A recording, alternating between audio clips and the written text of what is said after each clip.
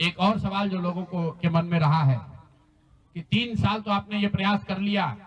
आगे के प्रयास करने के लिए संसाधन पैसा कहां से आएगा? ये एक बड़ी चिंता की वजह रही है। कई लोगों को लग रहा है कि प्रशांत किशोर आए थे पैसा वैसा लेकर, अब तो 3 वर्ष हो गया, पैसा कितना दिन चलाएंगे, भाग जाएंगे छोड़कर। तो मैं आपको बता रहा हूं, आपके सामने, बिहार की जनता के सामने कमिट कर रहा हूं, आने वाले 5 साल तक मैंने ये भी संकल्प लिया है, जो कुछ भी मैं कमाऊंगा अगले 5 साल में, उसका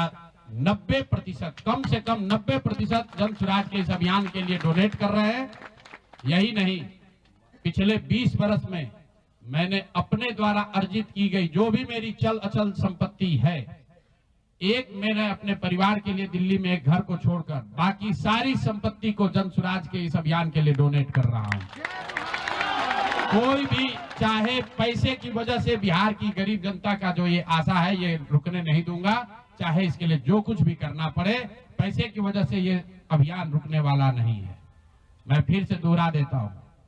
अगले 5 साल तक जो कुछ भी मेरी आमदनी होगी उसका कम से कम 90% मैं जन स्वराज के इस अभियान को चलाने के लिए दान करूंगा। और दूसरा, अगले पिछले 20 वर्ष में जो कुछ भी मैंने कमाया है, मेरी जो चल अचल संपत्ति है, उसमें अपने परिवार के लिए घर को छोड़कर बाकी सब कुछ जरूरत के मुताबिक जन स्वराज को डोनेट कर दिया जाएगा। इसके साथ ही मैं आपसे ये भी, आपके जरिए बिहार की जनता से, जन स्वराज से जुड़े हुए लोगों को ये आह्वान करना चाहता हूं, आप भी संकल्प लीजिए। हम अपना 90% दे रहे हैं, आपसे 10% भी नहीं मांग रहे, लेकिन आज से जन स्वराज से जुड़ा हुआ हर व्यक्ति,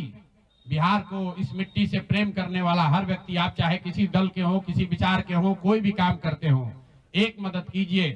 अपने राज्य के बेहतरी के लिए, सुधार के लिए, व्यवस्था परिवर्तन के इस अभियान के लिए। कम से कम 1000 रुपया जरूर आप डोनेट कीजिए।